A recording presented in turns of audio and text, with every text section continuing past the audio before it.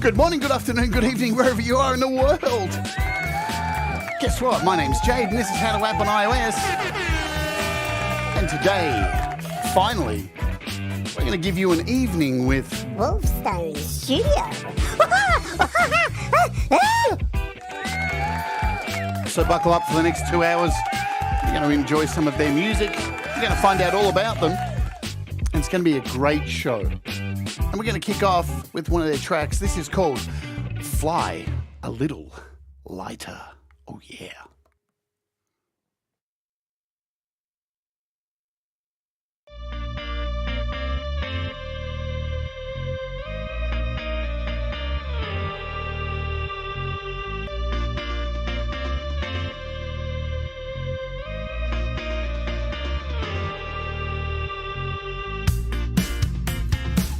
If you need to, and get to the other side. What's the big hurry when walking can get you by? Driving in the fast lane, I guess there's no time to lose. Can you try and slow down to save your place in this world? I know it hasn't been easy, burning the candles at both ends, lonely, but you're not alone when you reach out. I'm pulling you in.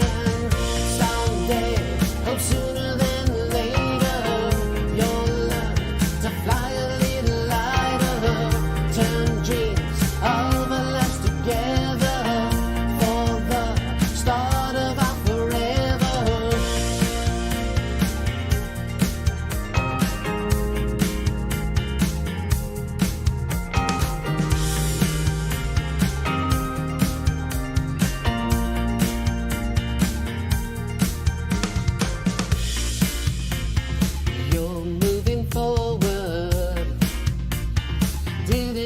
Stop to see, climbing every hilltop.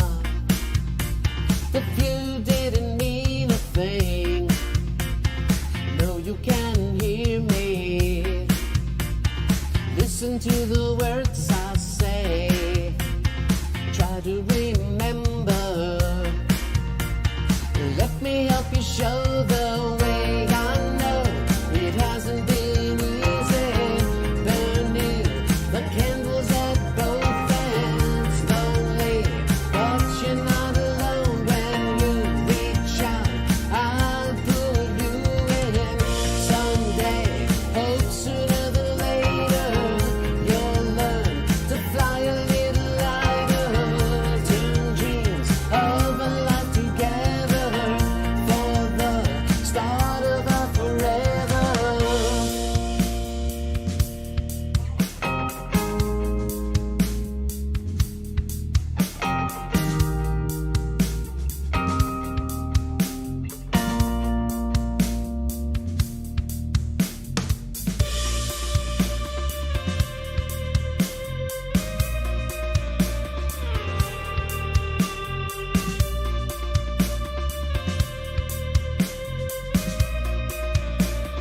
Let me help you show the way. I know it hasn't been easy, burning the candles at both ends, lonely, but you're not alone when you reach out.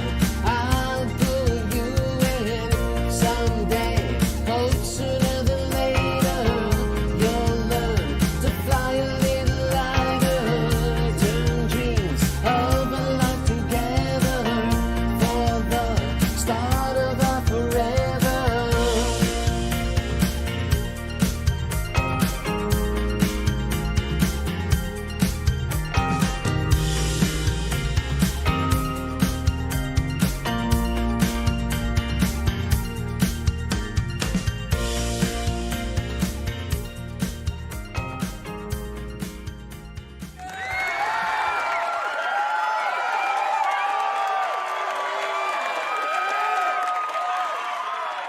Good morning, good afternoon, good evening. My name's Jade. I hope you're doing really well. And that was Fly a Little Higher from Wolfestone Studio. What a really, really cool track. And hopefully it's got you in the mood because I'm feeling happy, I'm feeling groovy, I'm feeling cool because that was a perfect tune to open up the show and feel good, yeah? Thanks, everybody, for joining us today.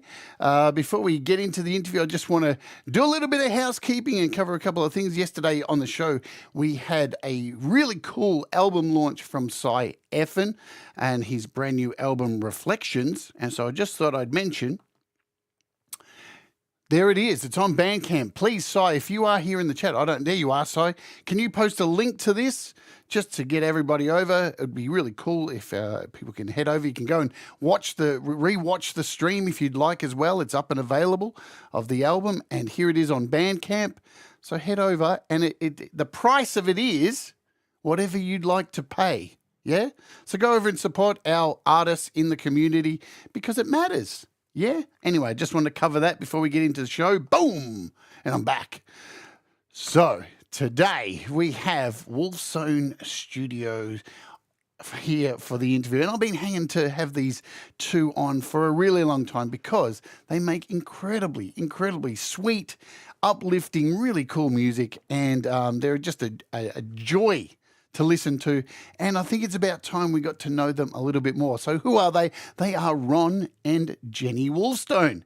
And yesterday I got to we had a chat yesterday before the show, just testing out equipment, and let me tell you, it went for 3 hours. So we're not going to be short of conversation here today. So buckle in because I'll tell you what, it's going to be a very interesting interview. And again, I want to thank you all for being here. So without further ado, I'd like to welcome to the show for the first time, ladies and gentlemen, we have Ron and Jenny on the show. If I press all the right buttons, here they are. Hello. How you two going today? Good.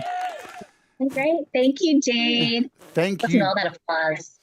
What amazing applause. I know. Settle down, guys. They're rowdy. I have to feed them after the show. So, Warrior here. cheers. I'm missing my unt cup. It's coming soon. It's coming soon. It's coming soon. You'll be an official aunt soon. Everybody wants to be an aunt. That sounds like a song. Everybody wants to be an aunt. We should do that. Let me write that down. Hold on. Take a note. Take a note. Next song. That's actually how I place orders for songs with him sometimes, right? I'll say, I've got an idea. Ron, make it sound like, let's do 80s. Let's take that line and do it. I place an order and Ron comes up with a song. So speaking of creating songs, tell us a little bit about the song we just heard.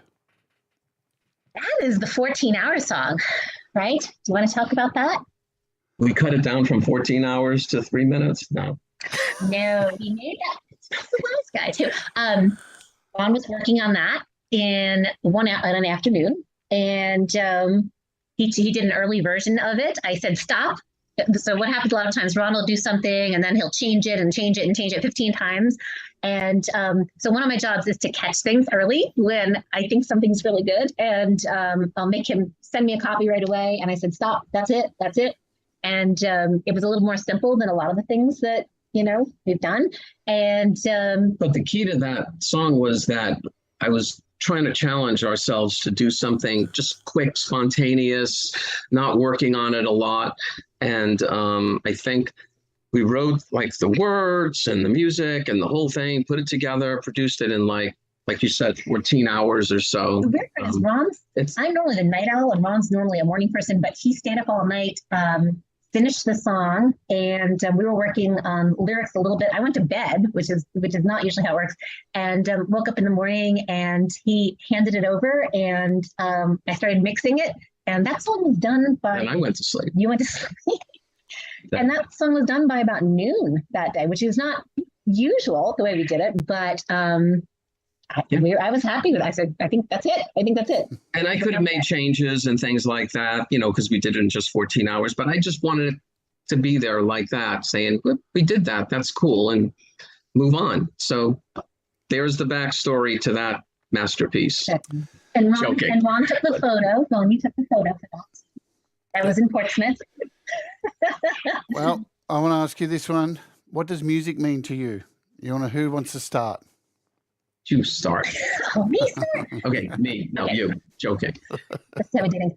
What does music? So music. Music, to me, would be a simple way to communicate complex emotions. I think it can be a lot of different things, but it's almost like a shorthand.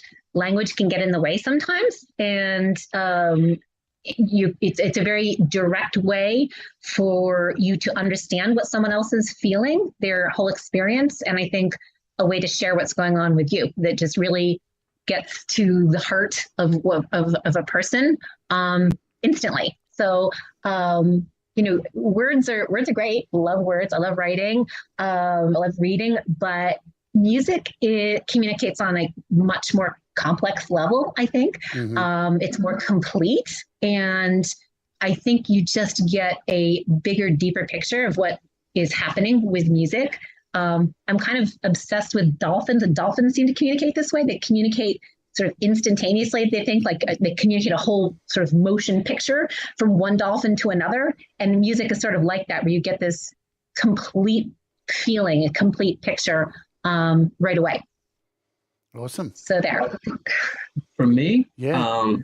it's interesting. I didn't know that question was coming. Just kidding. Yeah.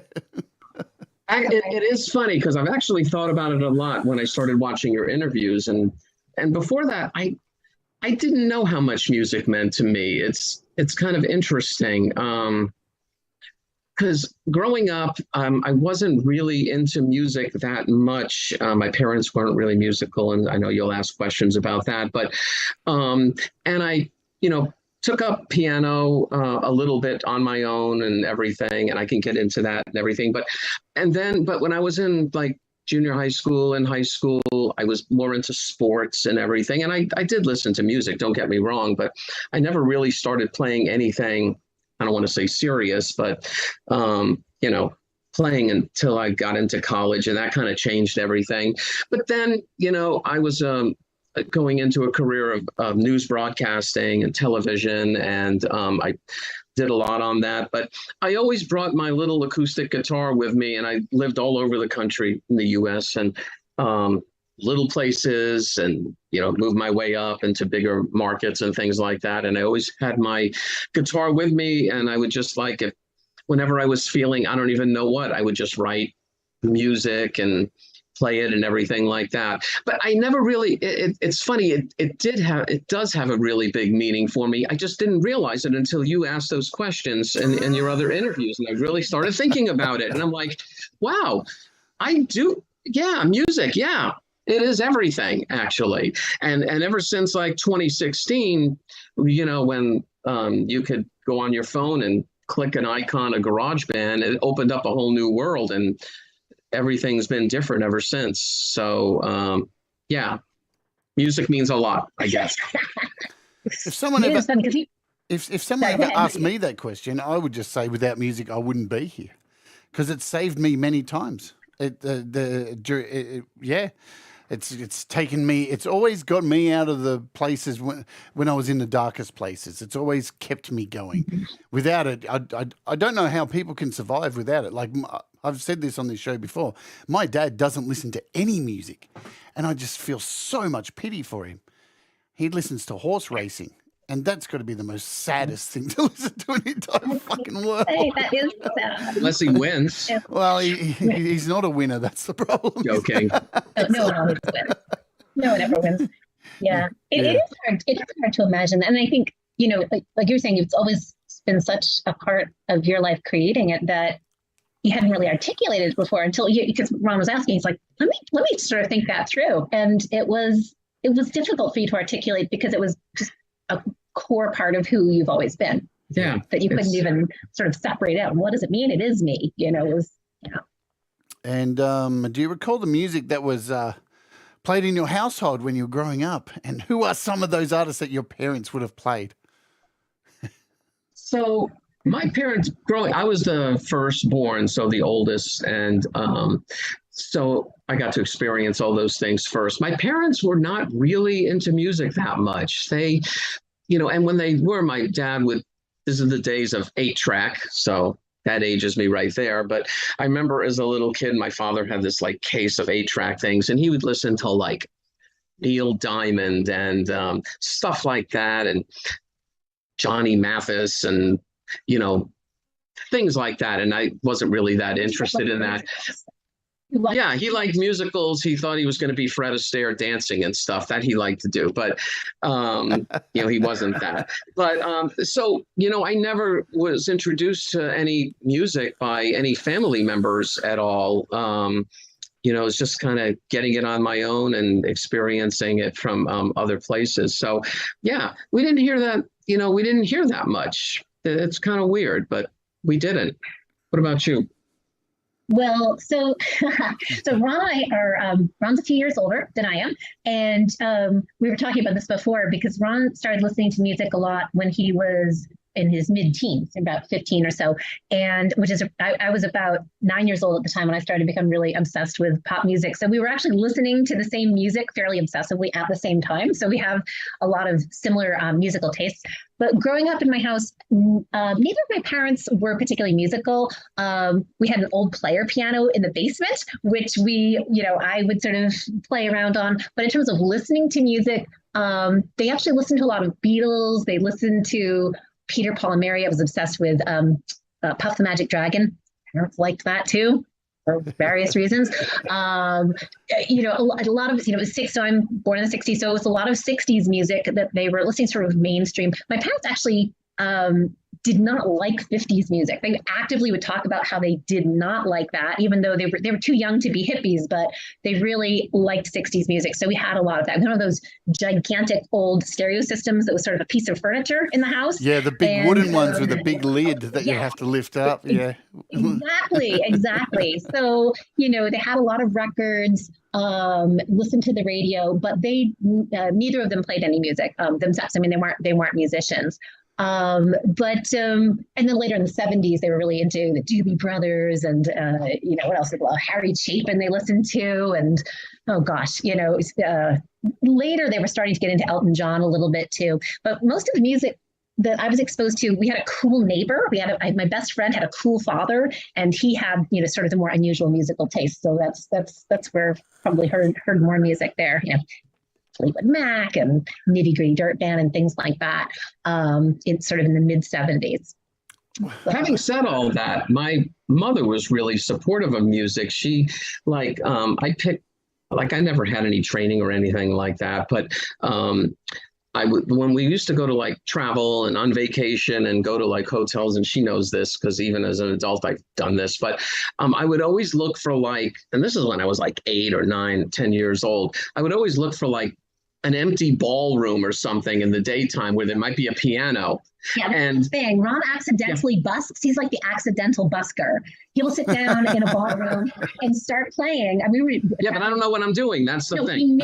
He literally makes things up on the piano, and people start coming over and they're looking for a cup to put money into, and they're asking him, what is this? And I have to explain, this isn't anything. He's making this up on the spot. And they're like, no, what is this song? He's actually just coursing around. This is what he does. He can just sort of sit down. He's one of these people, he can play a song. If you ask him to play something popular, he can just do it on the piano. It blows my mind. I cannot do that. I can't do anything at all like that. But he also can just make something up on the spot. And so I don't know where you were going with that, but yeah. I was going with it. So my mother, what she did was she ended up just out of the blue buying this baby grand piano, which was a Chickering. I don't know if anybody knows about that, but it was amazing. It was the most beautiful piano. It had the greatest sound. And I would just play it all the time. I'm sure it drove my father crazy when he was trying to watch his sports downstairs, but whatever. But, and that's how I really started, it was all on my own and just kind of having fun. Man, maybe a little younger. I can't remember, but it was, I love that. But I was when I was 4, I never really had any music training, except when I was 15, I figured I would take piano lessons. So I remember going to this lady, this older lady who was teaching piano, and here I am, 15 years old, and I'm getting to the door, and the person who's leaving is 7 years old. She's leaving, and I'm coming in, this teenager taking piano lessons. It was kind of crazy. I was going to say, Where do you go from there? No, I don't know. I had something in my head. No, it's gone.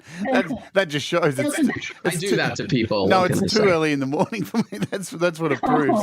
God, I have to think so early in the morning. What the hell is going on? Well, I had one of those really old record players as well. That's pretty much Oh, how. my gosh. And I remember when I got into music and started, earning pocket money and going down and buying records and all my metal records and stuff. I used to listen to all my death metal records on one of those old wooden record players. My mates would come around and be like, "What the fuck is that?" It's like, what are you talking about? Can you not hear how good this sounds? Like, and if I die, I could be buried in it. It's amazing. They really do look like big caskets. They are the size. You could definitely fit a couple bodies in those things. But, they don't make them like they used to. Could you imagine? I want to see a video on those on YouTube. You see those videos where they show people showing kids a Walkman, and they're like, "What?" And they can't work out a cassette. What is that? Could you imagine a kid these days, a Zoomer seeing at one of those record players? They'd have a heart attack. Oh my God! They'd be, "Mum, It would be I'm like so walking embarrassed." into. You'd be like those computer rooms in the 60s where you've got the dials that takes up the whole room. And that's basically the same kind of thing. Do you guys remember the first album that you purchased and was given to you as a gift?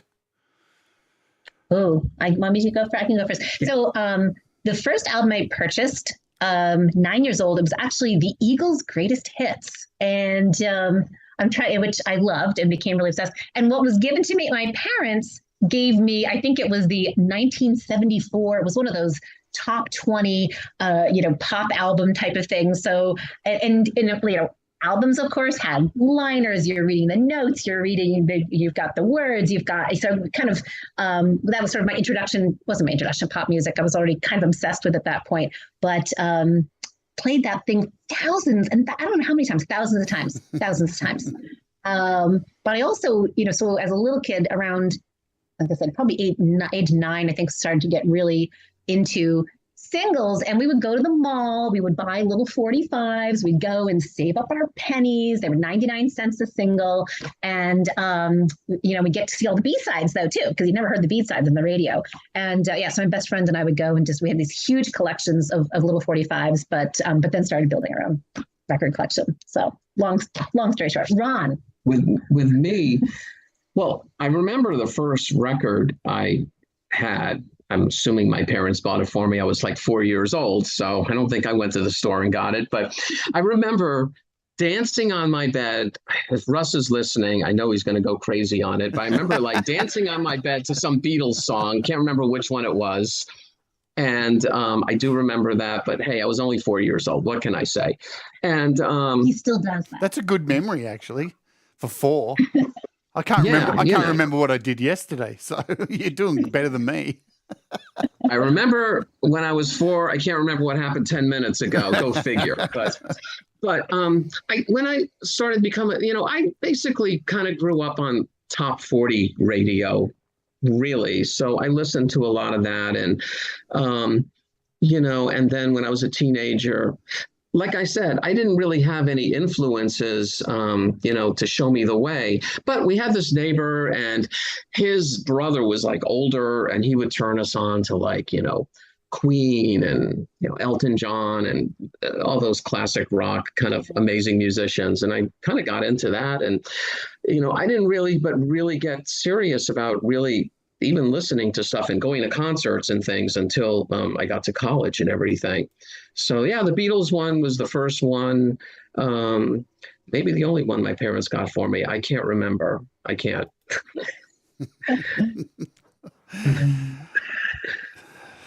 You can't go wrong with it. You can't go wrong with the Beatles album, though. No. Yeah, like it's a pretty fine first album. Like I wish I'd have been given something. I think the earliest memory of my household was Olivia Newton-John. That's all I remember from my years as a kid, because that's all that was on. Because on the Betamax video recorder was Grease. The 3 videos that was on in my household when I was a kid was Grease. So there were 4: Grease 2, Xanadu, and Charlotte's Web. Oh my gosh. I Yes. could sing Oh, every okay. line of fucking Charlotte's Web backwards in my sleep. I swear to God. Zuckerman's famous pig. Anyway, Oh my now I'm gosh. getting off Love track. it. You were one of the 3 people that had a beta machine? I know. I sure was. People thought we were Wow. rich. It's Yeah, like- and that was a good one. And like it's so bad too. My dad used to disappear once a week and go out and not tell us where he was going, and then he'd come back with a pile of Betamax cassette tapes. And I'd be like, "What are these?" And they were like pirated movies. My dad was pirating movies when My I was young. God. And for my birthday, it was the year Return of the Jedi came out. For my birthday, before Return of the Jedi came out at the cinema, we watched it in my lounge room with a handy cam way back then. What was it, 1983 or something? So now I've just told everybody my family are a bunch of pirates. Arr! That's good. So- I like that pirate history. Oh my God. That Betamax was piracy. It's so lame. Yeah. All right, Right. Oh, let's talk about lessons and school and music. So, what did you have lessons at school? Private lessons? Let's go through. And of course, everybody wants to the know: recorder. was there a recorder? There was a recorder. I played a record. Did you have a recorder, Ron? Yeah, And we I, didn't. And I know you. Did you?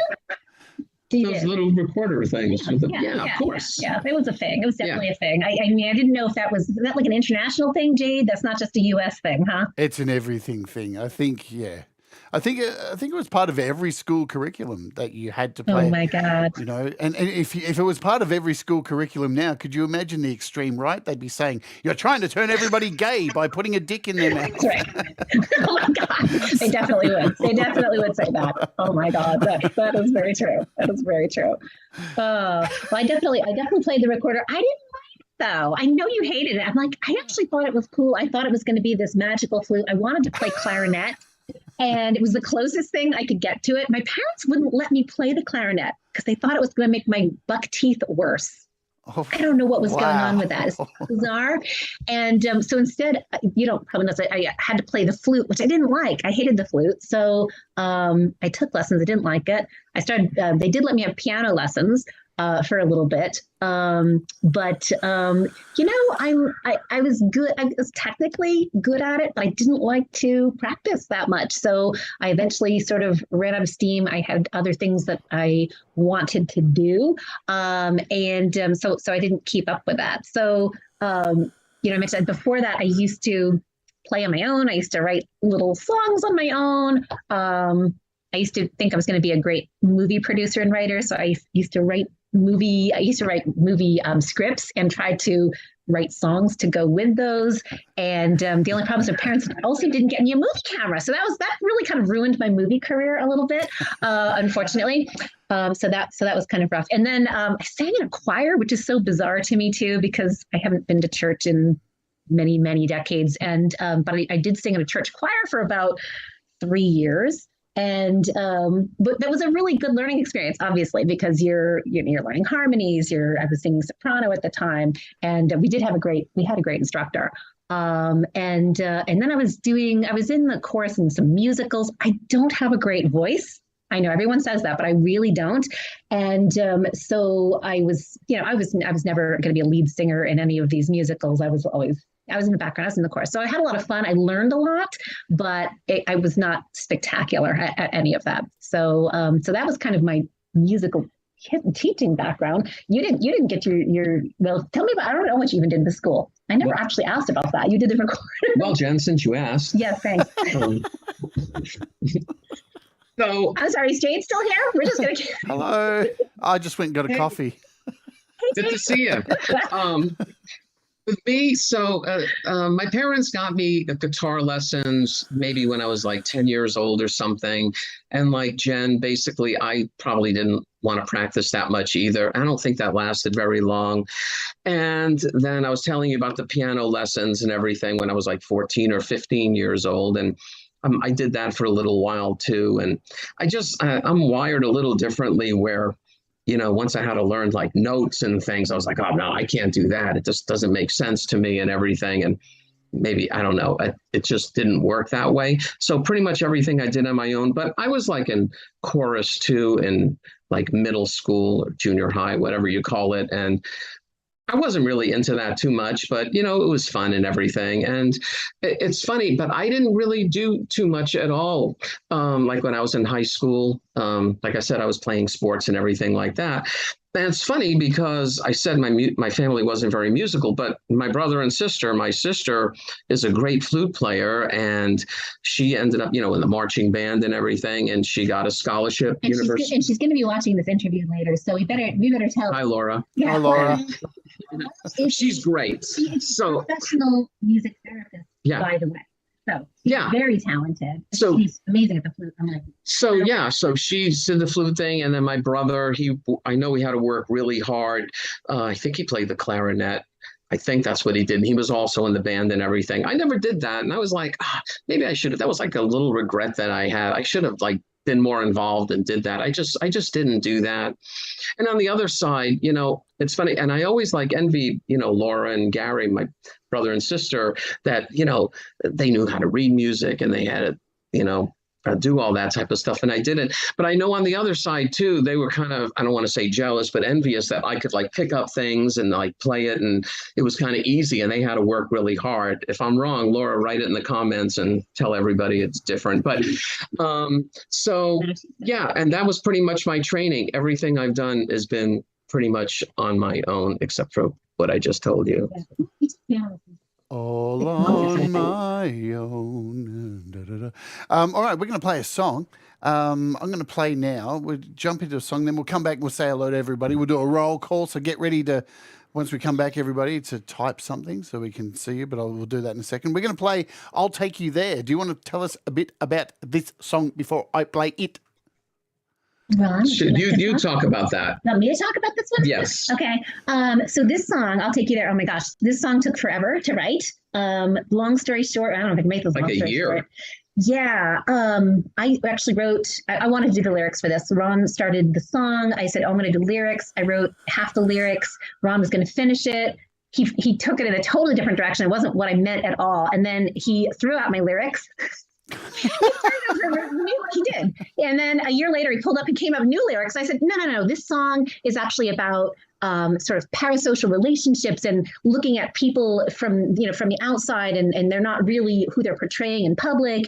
And he's like, I don't know what you're talking about. Yeah, I'm like, parasocial. What the heck does that mean? I don't know. I'm like, no, this is going to be a song about depression and love. And I'm like, it's not a song about depression. What are you talking about? Cut that out. So write what you know. What can I say? I put the lyrics back in. We put he put my lyrics. Thank you, Ron. And then we actually smushed his. So about halfway through the song, we were able to take Ron's second half of his lyrics and my first half of the lyrics for this song, and put it together. And then we did a lot of other changes. So that's the story of the song. And now you can come up with whatever you want for the meaning, because we had two totally different songs originally. Well, that's it. People do that anyway. People do that anyway. Like, you can put all the intent into songs and write lyrics and go, I know this is clearly what it's about, but it's been throughout history the same thing. You ask somebody, what do you think that song's about? And it's always something completely different, because we interpret things absolutely different. That's why probably why the human race is so messed up at the moment, because we're all texting each other and nobody has context anymore. There's so many mixed messages. But anyway, don't get philosophical, Jade. Play the fucking song. Let's do it. All right. So this is I'll Take You There. Folks, kick back, relax. We'll see you back here in a few minutes' time. This is I'll Take You There. Boom.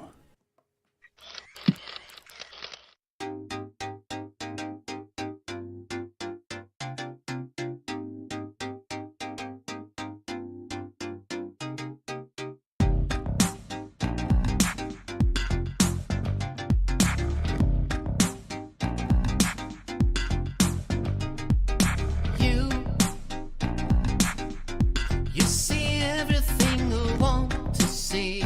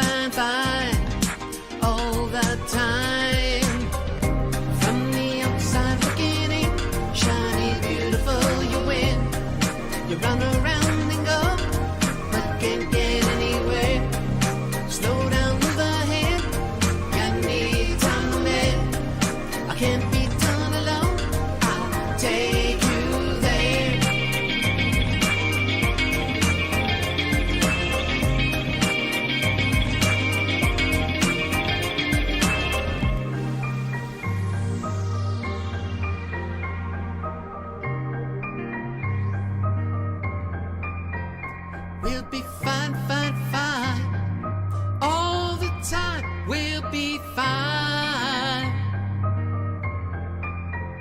We'll be fine, fine, fine. All the time, we'll be fine. All the time. See a storm, you grab the mist, touch the sky, it's in your reach. You run around and go, but you can't get anywhere. Slow down, move ahead, can lead time the man. I can't be done alone, I'll take you there. Take you there. Take you there.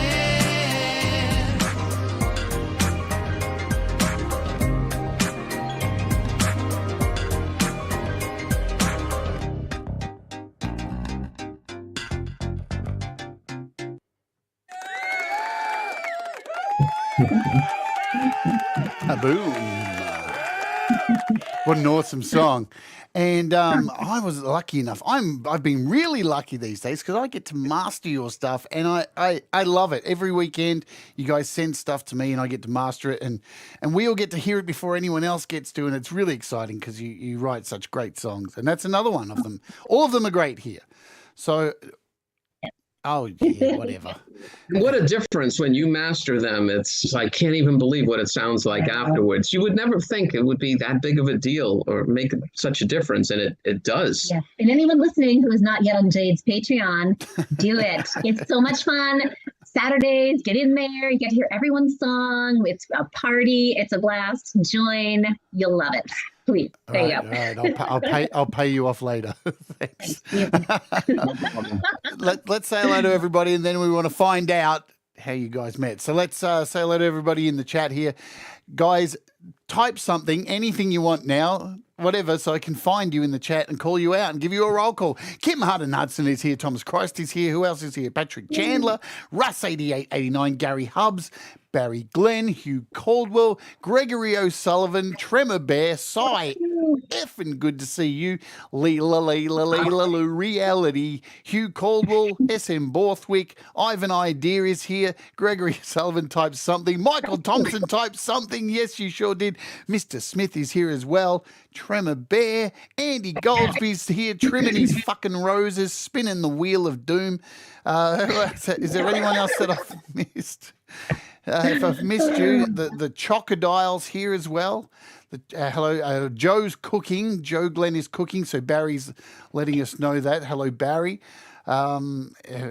Get your last ones in now because I'm moving on. I'm moving forward. All right, let's go. All right.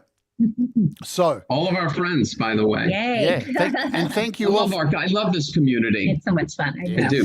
Yeah, and Doug Kidd is here as well. Thank you, Doug, for letting me know. All right, so the big question: how the hell did you guys meet? Ha ha ha. Shall we tell the whole story? Absolutely. Yeah, you tell your version. Oh yeah, I should do that. And, All right. So I might be my version too. I'm a physician. People know that by now in the community. A lot of people. So I was a new doctor in town, and I was looking for some. I was looking to meet some new people, right? So I actually put a Match.com. This is 2001. I put a Match.com profile on with no picture. And very, very picky criteria. I mean, I got some really rude responses because I was kind of a jerk. I'm like, I mean, I wasn't really a jerk, but I was like, I'm looking for, I want somebody who is comfortable themselves, confident. I had this like whole list. I'd actually written a list of sort of this ideal partner. I'd been married a couple times before, once before officially. And I just kind of felt like I know kind of what I'm looking for. And lo and behold, the first person who answered and the first person I talked to was this person right here. And so he wrote to me. We talked on the phone about 5 times. And during that conversation period, I knew what he looked like, by the way. He still didn't know what I looked. Very brave man, absolutely zero idea what he was getting himself into. He serenaded me with some of his songs. He was playing guitar on the phone, among other things. And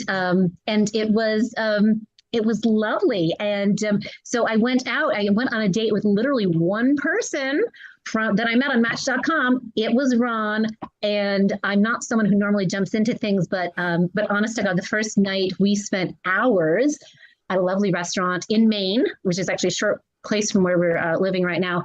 And I got home about 3 a.m. or so, and I called a best friend of mine, and I said, I met the guy I'm going to marry. I'm going to actually marry this guy. And they thought I'd completely lost my mind. And long story short, we were married about 6.5 months later, and everyone said, you're crazy. You don't even know this guy. I said, no, I know this guy. This person is who he presents. He's honest. He's complete. He's the real deal. He's the whole thing. So pretty much love at first music. I mean, it was all right. So love at first song. Yes. And I had mentioned before to you separately, Jade, that there was a whole an early dating scenario, which we can get into, where I actually purchased him. I'll get into that in a minute if you want. Yeah. So Let me just finish the story though of that part, because what she said, everything sounds accurate to me. But so basically, the first night that we actually meet was at this restaurant and everything, and so I get there probably early and everything, and I'm sitting there, and then it's time. Oh, I think I told people, like, at the restaurant, I said, yeah, I'm meeting this woman for the first time, and can you get me like a nice seat or something? And yeah, just sit at the bar for a little bit, we'll get you going and everything. And okay, no problem.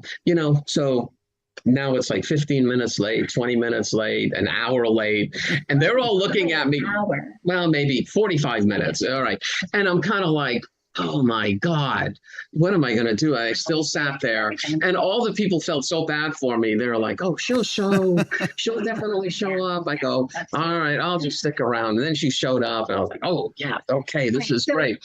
And wait a minute. I arrived there, and he is surrounded by women. There are like 10 women around him, and they're all very angry at me, and they're like very protective. They're all like huddled around him, and I'm like, I got lost driving over here, although I am late for everything anyway. And he was adorable, but he, you had your whole posse of protective women that I had to fight through. You had these bitches. Yeah, like elbows.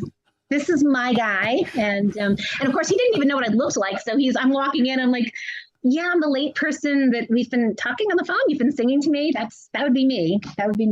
So But the running joke is she's late at everything, but that's okay. I've learned to live with that. So that was the first, thing. I was late for our wedding. So you serenade her, and hey, it's an amazing thing to have the power of being able to sing. I've used it many times. Many relationships I've been in have started with a song, because you don't need to reveal all your flaws yet. You can just sing and blow people away. And so after you did that, what went down from there? So did you started dating? Did you start making music together? How did I'm interested in the dating scene. Yes. I would love to know what you wrote in that first message, Ron. Oh yeah, you know what? I can't remember all the details. I don't think I have that message anymore. I don't have the email, but it was something lovely. I mean, right away I said, "Oh no, ooh, this one. I don't need to look at all these other people, and this is it. This is it." It wasn't ASL. You didn't start with ASL, did you? No. I do remember that. So when we actually got together, we were inseparable, even though we were like 40 miles apart. Yeah. We were like, it was actually, so he was in Portland, Maine, and I was in near Portsmouth, New Hampshire. So it's like more than an hour apart. Right. So first date was a Friday. He came down on Sunday, and then he came down on Wednesday. And that's when my father almost got arrested when I was he met my parents on our third date, and the police came to my house. My father is a very sort of straight-laced, business suity kind of guy. He looks like Phil Donahue. If you remember Phil Donahue from the 80s, like people actually thought he was Phil Donahue. My father looks exactly like Phil Donahue. And so the police, so I'm introducing Ron to my parents, and the police are banging on the door, and they're asking for my father at my house. And I'm like, what is happening here? And so that was a great first impression. My father had emptied my car for me at a Dunkin' Donuts and thrown trash away, and that was apparently illegal. So they tracked him by my address to my house. But this was Throwing a little garbage in the dumpster. yeah. And they track him down like 10 miles away. There's Dad. Hi, Dad. Oh my Phil Donahue is a Dunkin' Donuts trash thief, apparently. So he didn't get hauled away. But yeah, you had plenty of warning to get away early, and you didn't. But And we both had interesting. She was a physician, as a physician, but was a physician then, and she was really busy. And I was running a newsroom up in Portland, Maine, and it was a pretty big newsroom and everything. And so we were really busy all the time, but I tried to get down a lot, and she'd come up to see me. And then I knew things were getting serious. Well, so the one story that I think is pretty funny, is interesting. She'll probably elaborate on it. And so basically, I was the only, in the newsroom. I wasn't on the air at that time. I was like behind the scenes running the whole show. But every like anchor and reporter, they were all married. And there was this big thing going, like a bachelor auction. That's what it was, at this really fancy nightclub over there. And it was all the money was going to go to charity and everything. And somehow they talked, this is before I met her, they talked me for, I didn't want to do it. Believe me, that would be the last thing I'd want to do. They get you dressed up in a tuxedo and walk down these stairs. Like, that was the most ridiculous thing I've ever done. But anyway, so I said, yeah, I'll do that. And then I met her, and then I was like telling her what's going on. I like, maybe I shouldn't do it, right? I was like, yeah, we've been dating about a week, and he said, listen, I've got this really strange thing. I've actually allowed them to talk me into this bachelor auction, and he said, first of all, he's like, I won't do it if you don't want me to. I said, that's ridiculous. It's the Kidney Foundation. This is a great cause. It was at this beautiful 5-star hotel, this big ballroom. It was this black tie event. And I said, no. And then he was worried that no one would bid on him. And I'm like, oh, honey, you're the hot young bachelor. It's, you're going to be. Well, I was older. Everybody else was these young and these muscle men and like whatever. And I'm like, oh my God. He didn't know he was 42 years old. And he thought no one was going to bid on him. So I said, he's like, well, if I am going to do this, I'll give you some money to bid on me so that I'm not in the ballot. Like, just bid on me. Oh, I was like, please save me. So I went in, I'm all dressed up, I'm sitting up near the front, and they're bringing the bachelors in, and they're parading. It's raining men. It's raining men, of course. And they've got flashing lights, and they're parading these guys out, and they're throwing glitter on them. And the most ridiculous thing. Oh my God. And he's mortified. And that's when the bidding war started. And these 25-year-old guys, there was a guy who owned a gym who was 30. There was this guy who was like a model. They're going for pennies on the dollar. Like they're going for like $50. And they get to him, and it's like the bidding is now $100, and now it's $200, and now it's $500. And I'm like, boom. God damn it, I am not going, this is the guy I'm going to marry. I'm not going to lose this. I don't care how high this goes. I'm just like, I'm bidding. And there were 2 other women that wouldn't stop. Exactly. So this one woman finally stops, and the other woman was not going to stop. She was not going to stop. And the guy who was running the auction was a friend of yours. He was the sportscaster. Yeah. And he knew that we were dating. Nobody else knew that we were dating. And he ignored this woman. She kept it was getting up to $1,000, and he overlooked her. He pretended he couldn't see her. And he's like, okay, going once, going twice, it's going to my number. And she stood up and she started to get really angry. I thought she was going to like storm the stage. And at that point, I said, wait, I said, I'm actually dating him. And she's like, oh my God, you should have told me this. But anyway, the money you gave me didn't quite cover it, but it was okay. It was okay. I was quite happy to dig into my savings, and because I said, no, this is not happening. I will never live this down if I don't win this. And we've been in debt ever since. So it's been destroyed our life, but it's okay. It was worth it. That was one crazy night. I'll tell you that. Wow. Most embarrassing thing I've ever. No, I've done a lot of embarrassing things. Believe me. I'll tell you, probably the sweet spot is that the 40-year-old guys, they were going for premium dollars, but less than that, or I'm telling you. Money, dun, dun, dun, That's your new sound effect going forward. Every time I see you, Ron. And here's Ron. Highest bidder, please.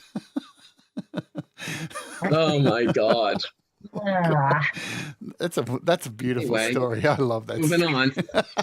on. We could stay on this all day. okay. I was nearly going to Okay. say, what were you wearing? But Yeah. that's probably a Oh, bit tuxedo. creepy. Oh my God. Tuxedos. Nice. No, they were all in tuxedos. You look like you're blushing, Ron. Very, he is I blushing. am. I was blushing then too, believe me. So upset. He was so mortified. I don't know about upset. I was nervous. And I think I had a drink before, and I don't really drink. And it's like I needed a drink before this thing happened. And I don't know if that helped or not. He can't drink. He gets that flushing syndrome. Like he will turn bright red, and so he actually can't drink. But occasionally he tries to, and it's always a bad idea. It's always a bad idea. Yeah, like a pina colada, some ridiculous drink like that. And then It surprises like, me, stop the actually. pina coladas. It's enough.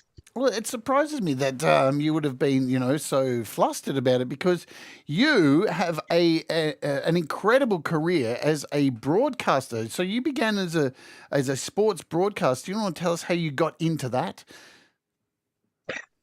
I always wanted to do that. I just always did. I remember when I was a kid and we'd play just baseball, and I'd have all my friends. We'd be playing all over the neighborhood, and I would bring like a tape recorder with me, and I would be like announcing the game. I think I also did like the national anthem or something on the organ. I had one of these stupid organs back in the days. They were horrible, and whatever. And I did that, and I would just like broadcast the game and everything. So I always wanted to do that.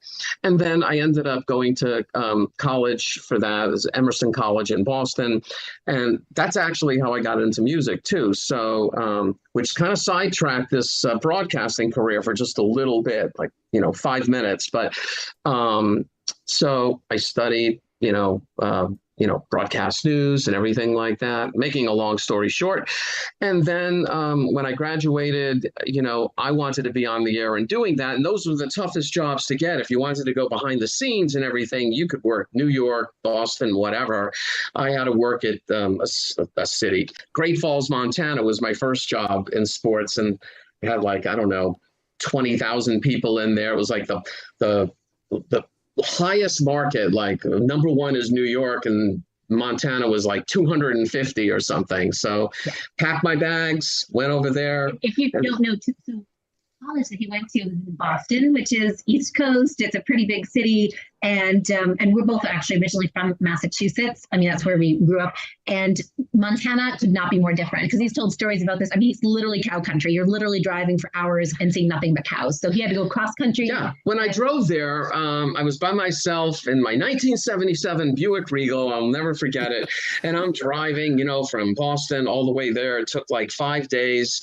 And I remember the last day when I just hit Montana, a couple of things happened.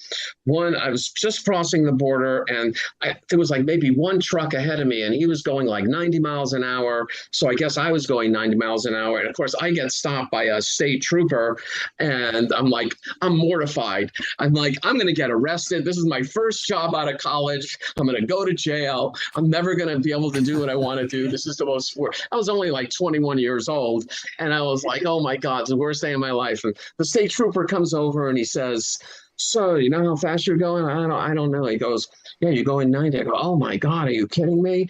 And he goes, what are you doing? Anyway, I go, well, I'm going to be the sportscaster at blah, blah, blah in Great Falls, Montana. He goes, oh, are you kidding me? My wife and I, we love that station. And well, that's what I'm going to do. And he goes, well, just, try to keep it down to like 80 if you can, which I thought was hilarious. He goes, don't worry about a ticket or anything. And, look forward to seeing you. I'm like, oh my God, that was a relief. Then I drive a little bit more and I have to go to the bathroom. There's no bathrooms. There's no rest stops. This is Montana. This is out in the prairie here.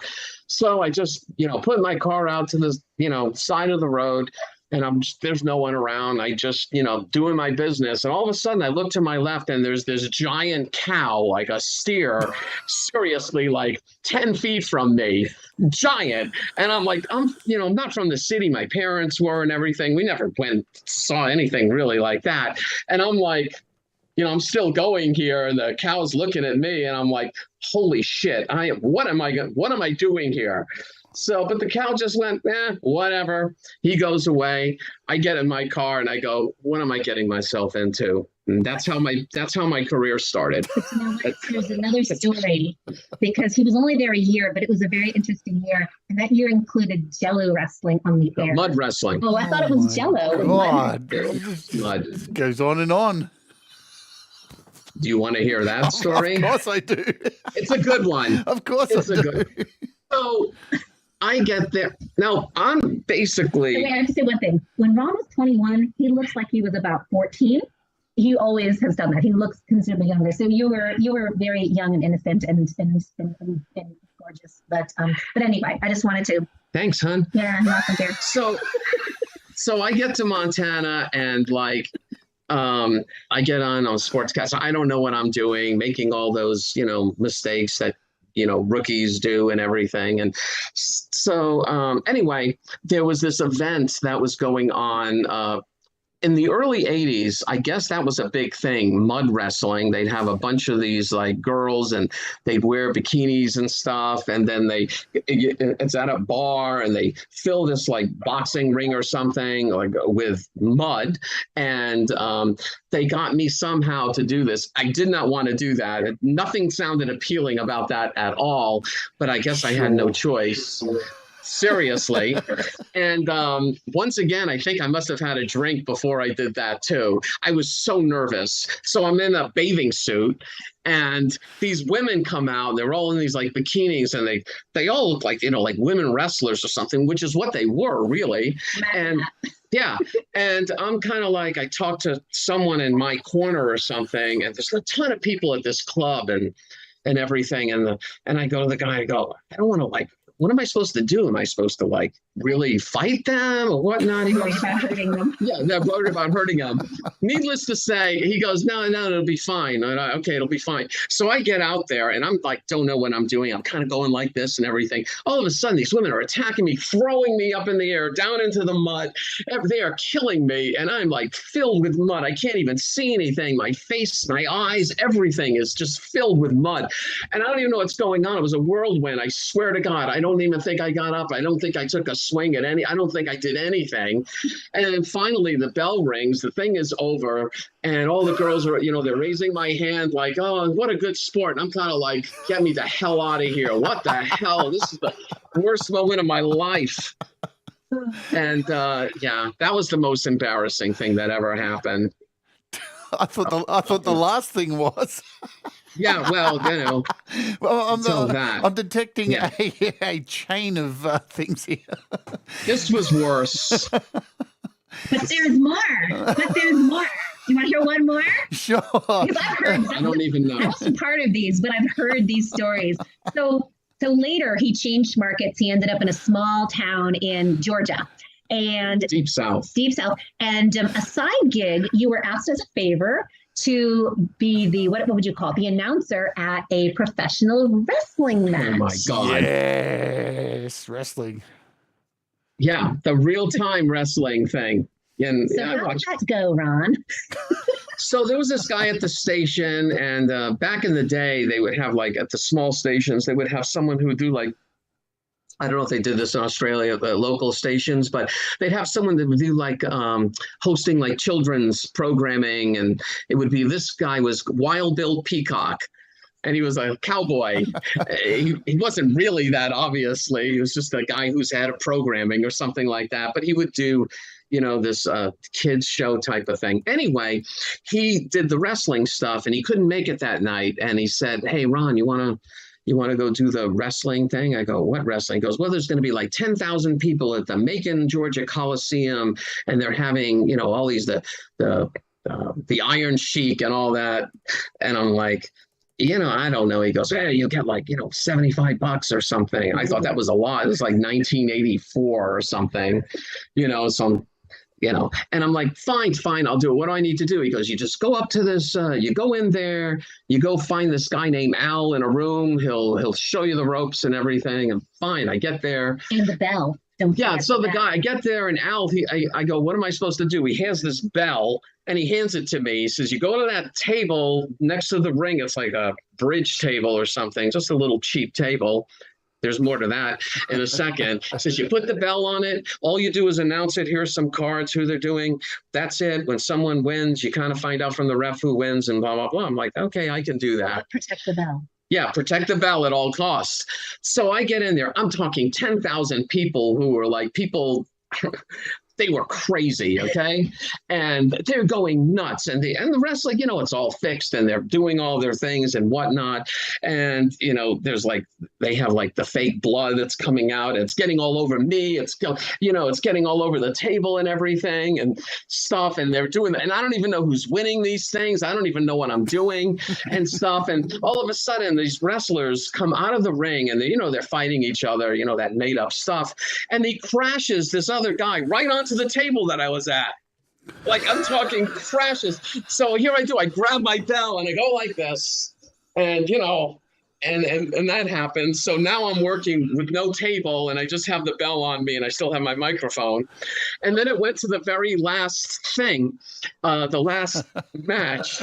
And the last match was hilarious. So it was like one of those where, you have the good guy and the bad guy and they're fighting. And all of a sudden, like, they have people coming out to help them, and all this type of stuff. And it's getting out of control. And then the referee goes in and he gets thrown out of the ring right next to me where I am. And I'm kind of like, you okay? He goes, shut up. This is part of the thing. I'm like, okay, all right, whatever. And so they're just going crazy and everything. And then this is the end. Everybody walks away. The wrestlers walk away and I'm sitting there and everybody's waiting for me to like say something like, who won? I don't know who the hell won. I don't know anything. And so I'm kind of like, well, ladies and gentlemen, I'm going to go back and find from the official scorer who won, and I'll be right back. I drop the mic. I take off. I look for this Al guy to get my money. He's nowhere to be seen. I leave, and that's the end of that. I must have dropped the bell in front of them off. It was the most ridiculous thing. It wasn't embarrassing as other stories, but it was just ridiculous. Anyway. Wrestling promoters I'll are never pretty forget bad that. too. Oh. Like small time wrestling too. A lot of people don't get paid. It's a tough job for people to break in. I'm a big wrestling fan, so I enjoyed that story lots. I was actually And looking. these were pretty big time. They were big time wrestlers. Snake the Jake something. Jake the Snake Roberts. Yeah, he was there. Yeah. And the Iron Sheik was big. Yeah, the Iron Sheik's he's still around. He's a psycho these days. Whenever they put a microphone in front of his mouth, he always says something absolutely. He's from a completely different era. He says the most un-PC shit. Oh, you know what? That is funny because he was there and part of his shtick, I think, is that he came over to me, and I'm sitting there once again. He goes, give me the microphone, okay. And he goes, I hate the USA, the USA. Oh, and everybody's going crazy. They want to like kill him and stuff like that. And then he gives me the microphone. He goes in and he does this thing and everything. That was insane. What an insane night. Anyway. I think you two need a show. You need a YouTube channel to tell us these stories. I'm going to jump over to Jenny now and find out about you. Yes, please. My life. How did you live up to this? This is like larger than life. I'm a doctor. She saves people's lives. I have funny stories. So tell us a little bit about your medical profession. I mean, it's an amazing profession to have. I mean, a lot of people take for granted people who work in this industry, but without people like yourself, like lives would be a lot different. How did you get into this? Well, I never actually meant to go into medicine. Actually, I actually was planning on being a writer. So I had a grandfather who was a children's book author, and he put me to work early. So my first paying job was actually editing his children's books for 5 cents a page. He grabbed me when I was about 8 years old and gave me a red pen and set me up at his desk and had me edit his books. And his books are pretty famous. Most people will have heard of them. He wrote most of the Hardy Boys starting in the late 1940s through the 70s. So he did the Hardy Boys. He did a lot of the Bobbsey Twins. He did some Nancy Drew. He had his own, wrote a book series about his family, the Happy Hollisters, and he put his own kids into it, which, by the way, my name, Jenny Jolivet, I can get back to that in a minute. It's actually not my given name. It's actually a character.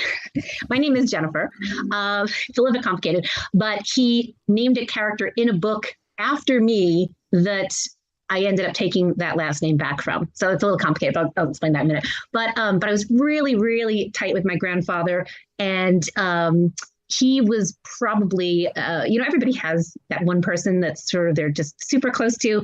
Love both my parents. They're both still alive. They're both doing great. They were very busy in that time period when I was a little kid. So my grandfather and I were just super, super tight. He's the one who was encouraged me to write, encouraged me with, writing these movie scripts that I was coming up with. I think he was hoping that maybe I would go into the business with him. He had 25 grandchildren, and I was the one that was sort of took on the job and would actually do the work. I had that red pen, so I figured I'm getting paid for this. I've got to actually make changes. So I was editing and writing these sentences and taking words out that I didn't like. He used a lot of words I didn't like, so I had to change things. And it was just, in retrospect, really empowering as a kid to have someone take your opinion seriously and trust you and actually do what you suggested. He actually changed the back of the books. They used to be a little bit sexist. They used to say with the Hardy Boys, any boys age 10 to 14 who like adventure. And I told him, I like the Hardy Boys, Grandpa, and I'm not a boy. And he changed it. He actually changed it so that it says, anyone age 10 to 14. And I asked him to put I knew my parents, I knew my mom was in the book, and I asked him to put me in, and he put my brother and sister and I into the book. So we were just, we had this very, very just really close relationship. Wow. And unfortunately, he contracted cancer. It was misdiagnosed early, and he died when I was 10 years old.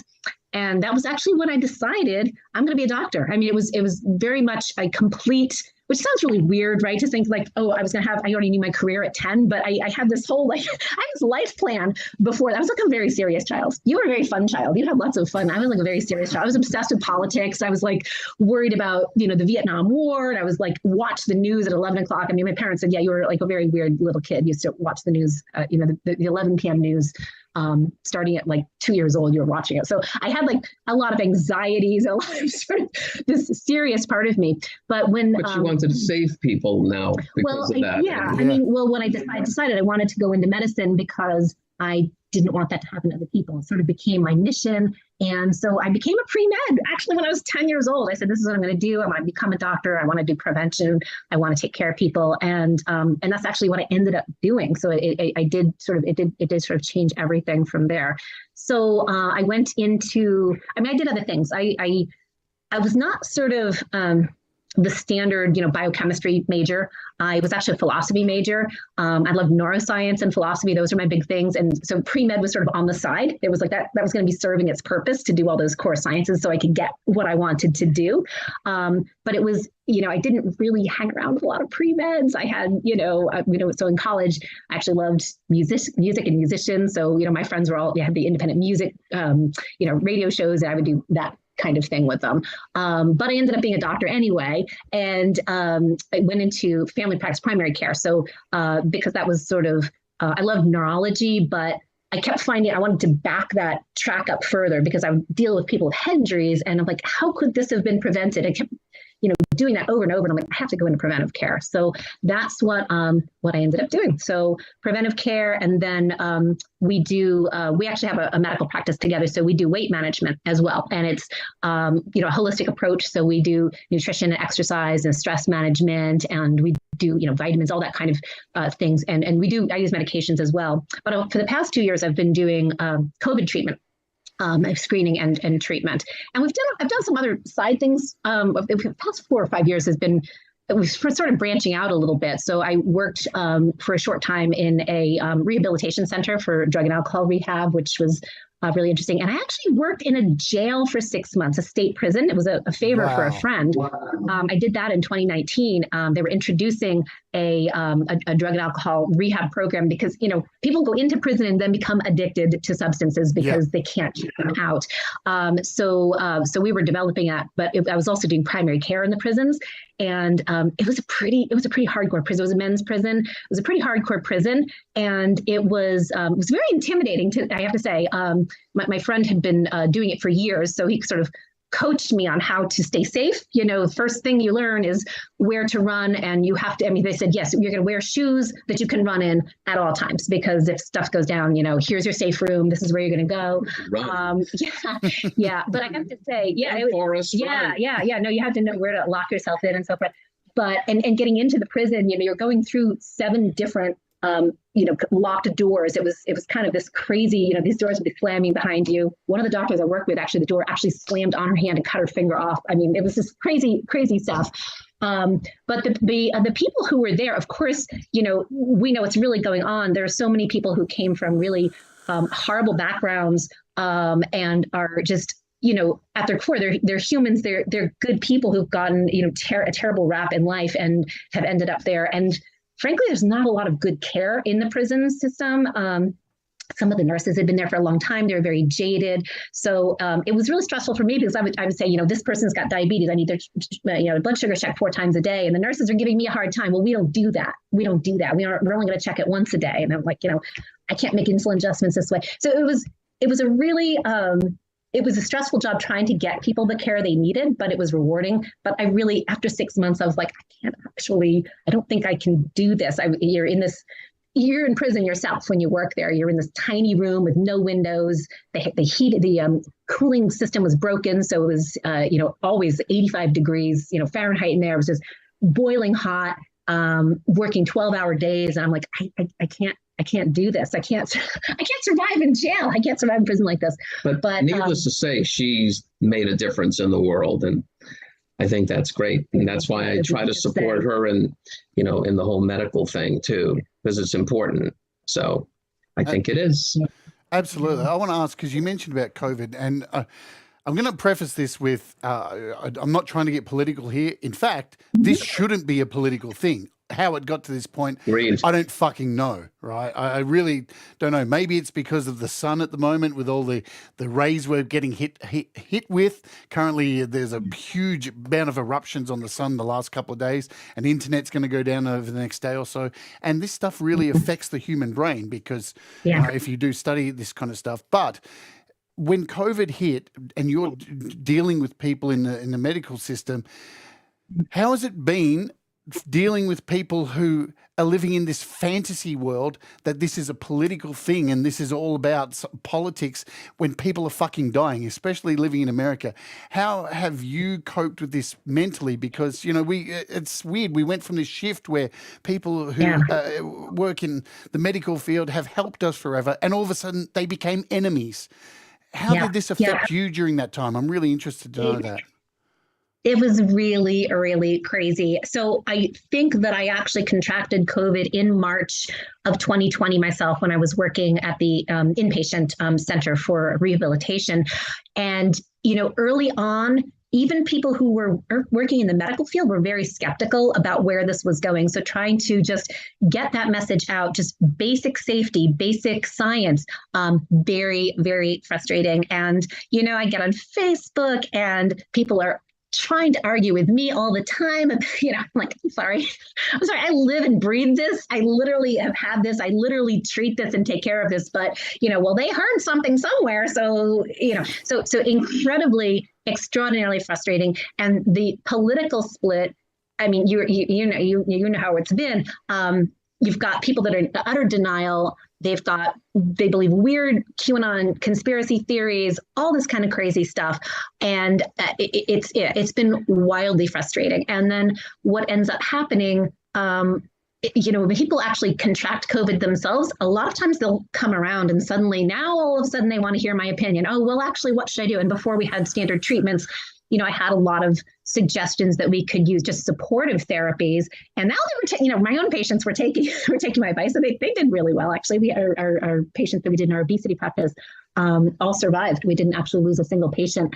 But trying to educate the public, I felt like it was my duty. And talking to a lot of other doctors, physician friends, we're all as a group, with the exception of a few outliers who are just crazy quacks, frankly, who just were just talking nuts, crazy stuff. But the vast majority of physicians were in the same position that I would, feeling like it's their obligation to talk about things on social media, to try to educate, to try to get the word out, even though you become this instant target and people get so aggressive, they get so, they get threatening, they just go wild. Oh, you're being paid off. But I'm like, I'm literally not getting paid at all. Yeah, that'd be nice for my advice. I'm like, I'm literally trying to educate people. I'm not getting paid at all for this. This is just me trying to do, what I can to help people.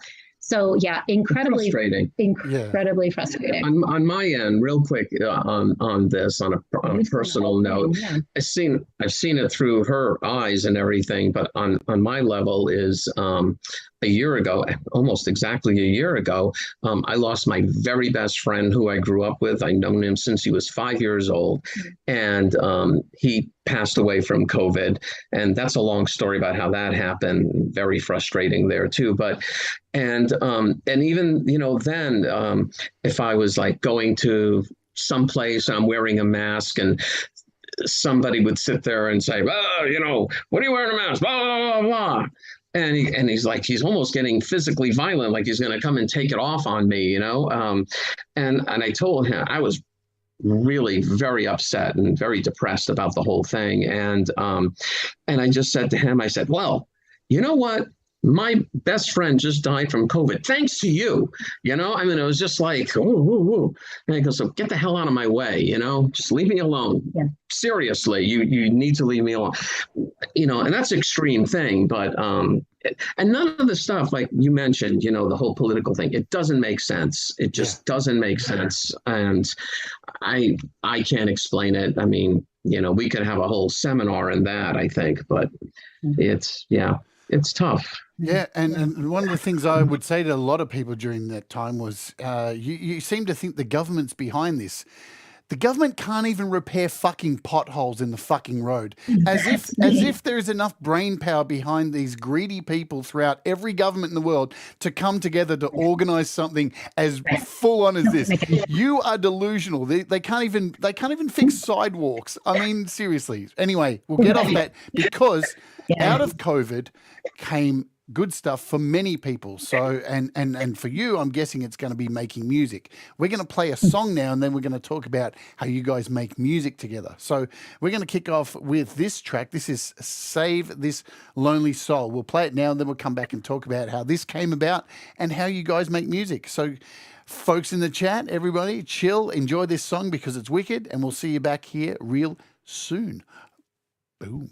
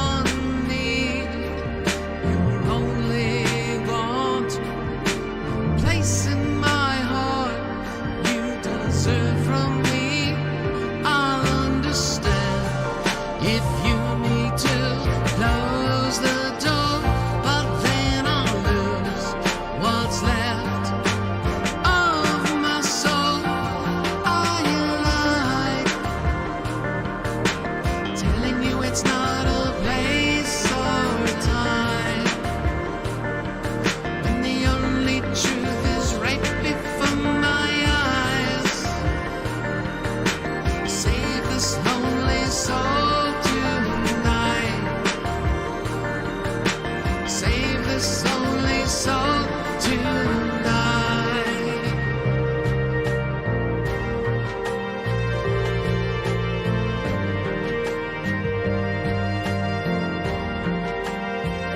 I won't blame you if you go away and close the door. But won't you stay and help me find my soul?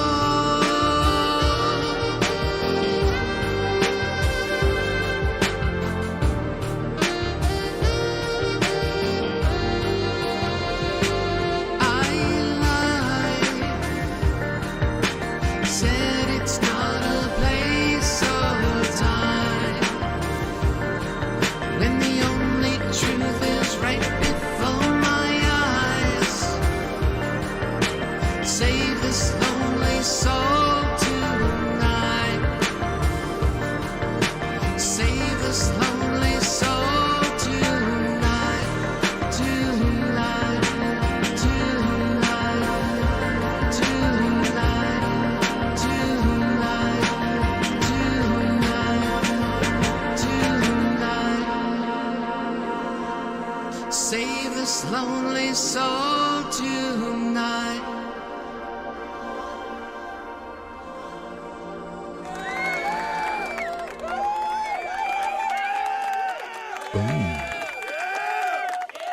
What an awesome song. I feel like I'm almost a part of the band now because I get to master all your songs. It's wicked.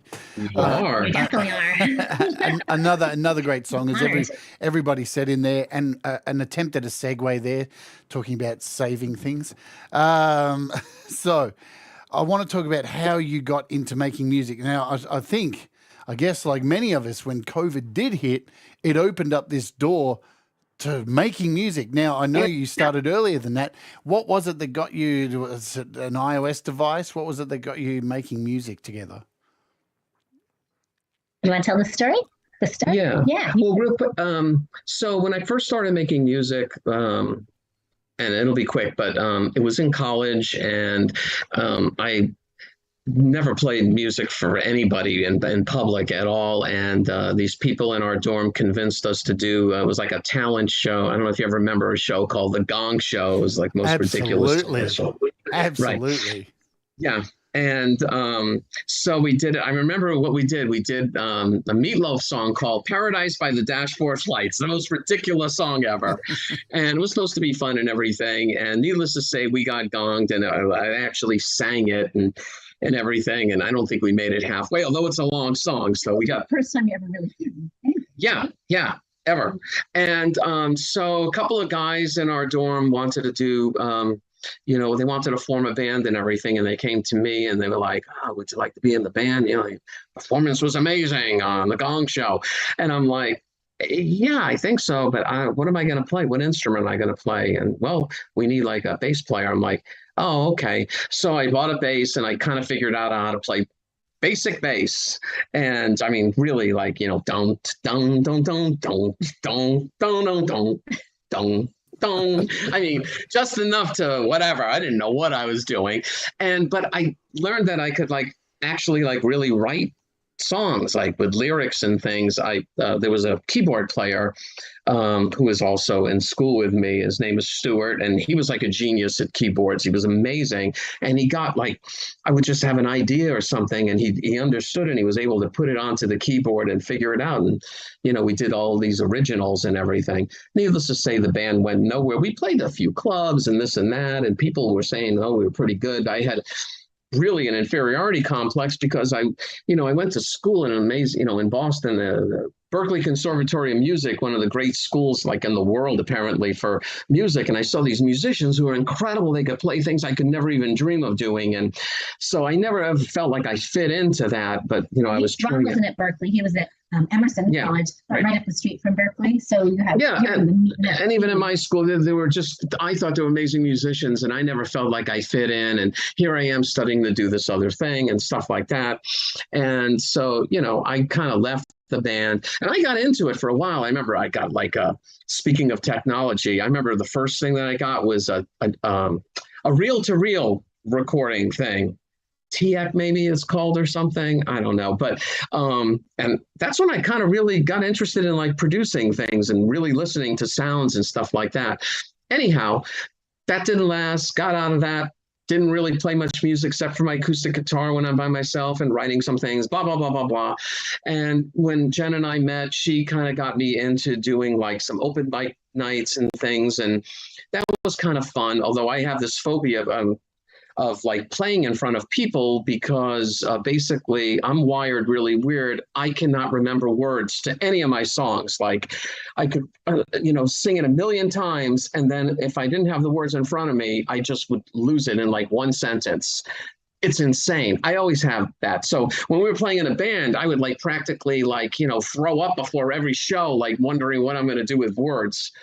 Anyhow, so yeah. So move forward to 2016. Oh, no, even before that. So like Wait, 20. we forgot a story. By the way, he was doing great with open mic nights because he would just make up words when he forgot them, and he got used to that. And he got very good at it. And one other tiny story I'm going to throw in: we went on one cruise ship ever, and they had a competition for open nights, and the first prize was actually a 6-month job as a cruise ship musician full time, and you could travel, you bring your family, all that kind of stuff. So there were hundreds of, right? Like there were hundreds of people, and so Ron is in the top final 3, and thank God he got second place. He lost to this cop who was singing some cover. He wasn't even, but he was good, but he wasn't as good as you were. And Ron got second place. Thank God, because that could have been it. We could have been living on a cruise ship instead of life. Who knows what would have happened? I'd be on the Love Boat or something. And love, exciting and new. So, and I would like, when our kids were younger and stuff like that, I had like a little spot in the basement that I play with electric keyboard and everything. And that's when I got one of those like cassette recording things. Sure, you probably had one of those, maybe. I don't know. You were able to like do like 6, 7 tracks on it, whatever. And I did that too. The sound was never that great, but I wasn't doing anything with it. By the way, we've lost all of your early 2000s cassettes. The lost tapes. These songs completely, which is weird too. So anyway, I remember like 2014 or something, I think she ended up getting a Mac and stuff. And I noticed GarageBand was on there, the desktop version of it. And I remember, oh, wow, look at that. Maybe I can do something with that. I remember opening it up and I'm like, I didn't know what I was doing. In 5 minutes, I just said, forget this. I am not doing this. It was too complicated. I couldn't figure it out. That was the end of that. But like a couple of years later, Pete Jones to the rescue. Well, yes. So I get an iPhone, I think it was 2016, and I noticed there's a GarageBand icon on it. I punched it up and I'm like, things were kind of easy and figuring it out. I'm like, oh my God, this is the most amazing thing. I have a band. I can have a band here and put music out and do some things. And it actually sounds like kind of professional, not like my 8-track tape did or my reel-to-reel or all that junk. And that's how I got started on. I got hooked on doing that. I remember playing, I put something that was like a live loop or something on one of them, and I was just learning. I didn't know what I was doing, and I was singing into the phone and everything. And I remember telling Jen and our daughter Olivia, I said, hey, listen to this. It might sound pretty good. Yeah. And they didn't know what to, they were not expecting anything because they've heard some of my stuff before. And I put it in, and it just, this dance song or something. And what the hell? Actually, it's on YouTube. You did make him on. It's called All Right. It's the first song that he made with GarageBand, and it's really good, but he has been embarrassed to put that out there because it's got all these live loops, and he just doesn't want that song known. But I think the song stands the test of time. I think it's really good, even though it's got a lot of live loops. I like it. Anyway, it was the first one. But we liked it immediately. I'm like, oh my God, I know. And I was, and then I really started to, I still don't know 20, I mean, I probably know 25% of what you can do, but that's probably for every, I know the Then you- tip of the iceberg, basically. Yeah, you're always finding new things. No matter how long or how much you think you know something, you'll always find something new. I mean, look at Pete Johns. He's done had a channel for, what, 6 years? And still finding new things about GarageBand, even though GarageBand doesn't update anywhere near enough. I mean, well, they gave us Katy Perry funny, though. yesterday. Yeah. It's funny with Pete, though, a quick story on it. I remember it was 2016, and Pete was really kind of just getting started with his, with his show. I think he was just doing like tutorials and little pieces then. I'm pretty sure that's what he was doing. And I remember couldn't remember something. I can't remember what it was. So I think I went on YouTube and I'm, searching, GarageBand, and he came up. And I couldn't find the subject I was doing that I was looking for. Like I said, I can't remember what it was. So I think I wrote in a comment or somehow maybe he had an email. I can't remember exactly. And I was like, Pete, these tutorials are amazing. I have this other problem, blah, blah, blah, blah, blah.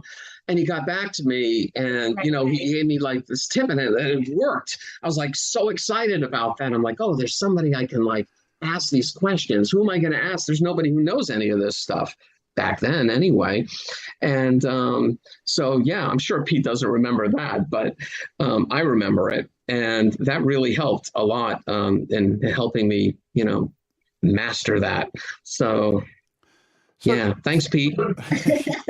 So what goes into the songwriting process for you guys? Like, who does what? How do you kick off a song? Does it start with you? How does this work between you two? Want me to start with that? Sure. My process is really, I think it's kind of interesting. Well, it's interesting to me anyway. So basically, I don't know. Things come out of nowhere. Sometimes I'll either listen to something on the radio or, or I'll just go on and do something on the keyboard, just making a little loop or some sort of a thing that something that just sounds kind of decent, or I'll listen to some of the loops on there, a sound that I like or something. I'm like, oh, that's interesting. Maybe I can base something on that. And once I do that, things just start gelling a little bit, and I take that and then I start, putting something together and everything. And then when it comes to the words and the lyrics, Usually yeah, it's later in the process. So I put that stuff together to me, that's the funny part of the lyrics stuff. My formula is my process is, so once I get kind of a song going, a rough draft on it, and I'm like, I wonder what's this going to sound like with lyrics and everything. I mean, I don't have any lyrics, but I just like to kind of what it would sound like. So what I do is I just I'll just, have the microphone and I'll just kind of just sing anything. It's gibberish, really, and it's nothing. And I just want to hear what it would sound like. So I'll just do something I'll show you. This is going to sound stupid, but I'll be hey, I was just going through the night and I'm walking down and everything is all right and it's going to be great and I know it.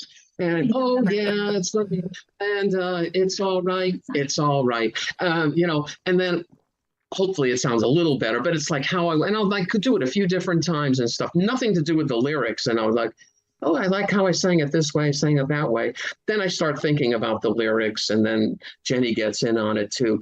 And she listens to my gibberish too, which is funny. And I wish I could just go with that. Writing words is hard. I wish I could just go with that gibberish and put it out there. But there is stuff in between that is something that happens 50 or 100 times. So I will hear him playing with things, and one of my jobs is to catch and stop and record something that is in his mind too early, that he's not ready. Sometimes he'll try to hide things from me because he's like, I'm not done yet. This isn't there. This isn't even a song yet. And I'm hearing him in the other room and I'm like, nope. That is a song. Stop. Because what can happen, it's almost like painting on a painting too much. You can change it completely. It doesn't look anything like the original painting. Yep. And it to look like all of your other paintings. And don't take this wrong, but you know that happens sometimes. So one of my jobs is I'll hear when I know it's original, it's different, it's catchy, and I've got to grab him. And we always have an argument about it at this point. Almost 100% of the time, right? It's true. I'll say, I need you to send me a copy right now of what you have. And he said, no, it's not done. It's not done. It's not done. I know it's not done. You need to send me this copy right this minute. It's fine. I'm not going to show anyone. I'm just going to keep it on my phone. Just send it over. And I know it's going to change a lot over the next couple of hours. And what we'll do, that capture, we can kind of use that copy to go back, because sometimes pieces have been removed later or painted over that really made that song unique and different and particularly catchy. And so one of the songs we jokingly called, I'll Take You There. We were calling it Piano Crazy. That was its working title before it had any words. And he took out all the pianos at one point. I'm like, no. Call it Guitar Crazy now. That's the whole song. He sent me a copy later. I'm like, oh my God, where's that crazy piano? Where's that counterpoint piano that was really eccentric and weird? He's like, I don't know. I got rid of it at some point. I'm like, nope. And it's hard because, he is the originator. He's that creative driver. And so we have this little argument sometimes where I'm like, I'm not criticizing you. I'm taking what you did before and we need to put this back in. And, some of this other stuff is great. I love what you added. Maybe we need to take this piece out. And it's a little bit tough because, like I said, he's the one doing that creative process. So it's not me saying, hey, I don't like what you did. I do love what you did, but we need to bring that earlier version, I really think, back in.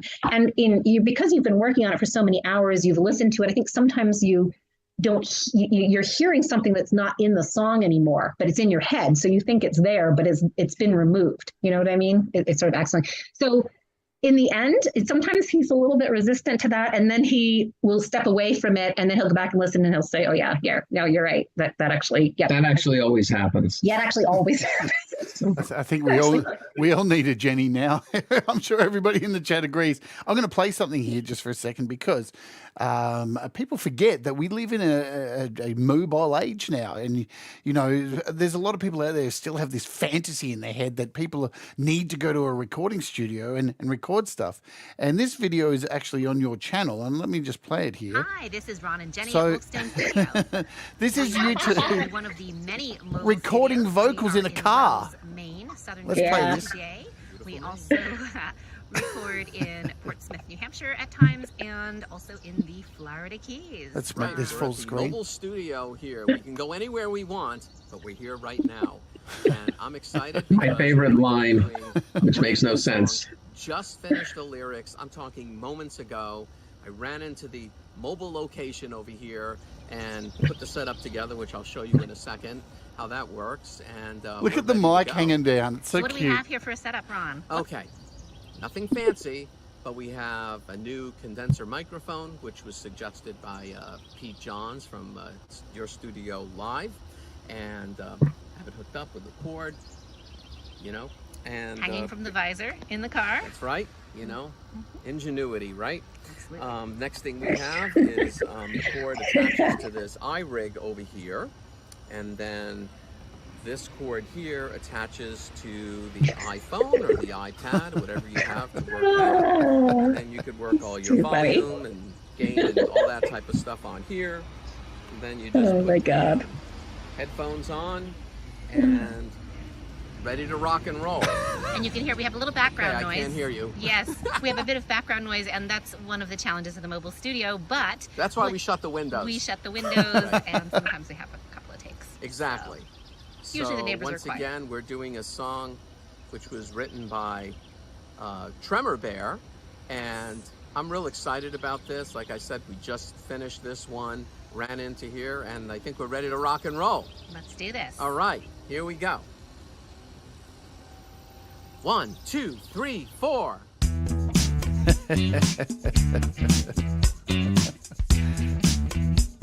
There's Tremor's song. He's so good. And here's the vocal take.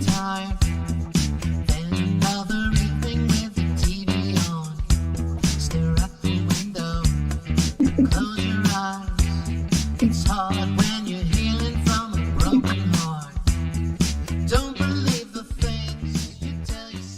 So it just goes to show that you don't need all the gear. You know, you see on YouTube, you see it all the time. People saying you need this and you need this, and you need what you have.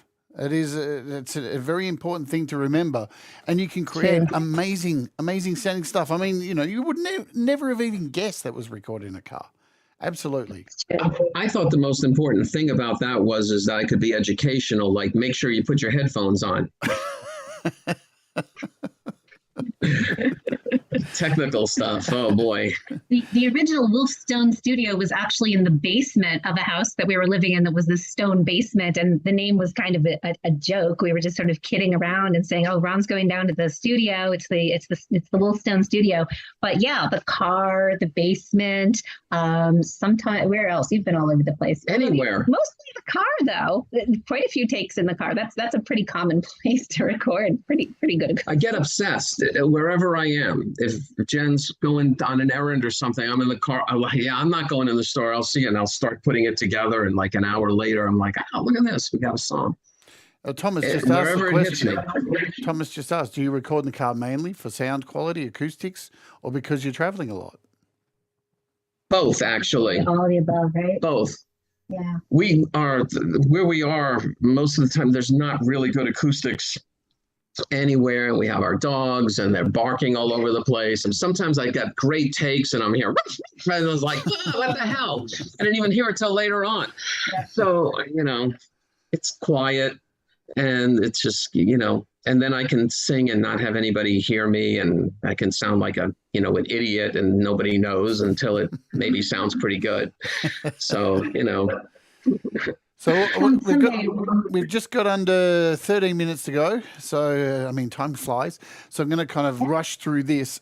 Do you want to throw at me maybe 3 apps that you use on iOS that are absolutely, you know, a necessity for your music creation? I like, let's see. I get quite a few of them. Some of them I don't like. I think I'm going to use, and I don't. Then I get back to it. But what's that one? That's like riff or something, where you can make these guitar riffs and everything. Yeah, Riffler. Yeah, I kind of like that one. I get a lot of inspiration on some of these little riffs that you can kind of put together. I like the Shimmer one, and which Shimmer one? Yeah, which one is it? It makes it like, I'll have to look and see. I can't even remember. Is it the 4 Pockets one? Yeah, I think it is actually. Is it that one right there? Shimmer? It's like I have like the Tone Bridge one. I use that sometimes. Tone Bridge, yeah. You know, and I can't.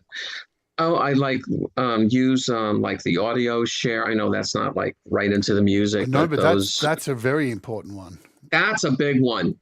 It's like it's a basic thing, you know, but it's that's a good one. So I use those. I use more too. I just can't remember them.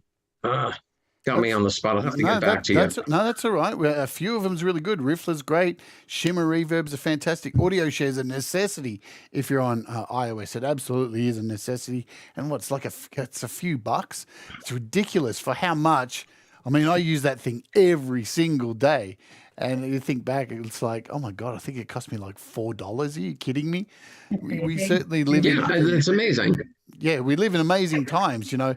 And unfortunately, these apps are going to go up eventually. So enjoy the low prices while we've got them, because things are going to change the more these devices. I want to use the one where you did a few shows on it. I think with the piano one, where you can create your songs on it, bring the chords down, and listen to it. I can't remember the name of that one.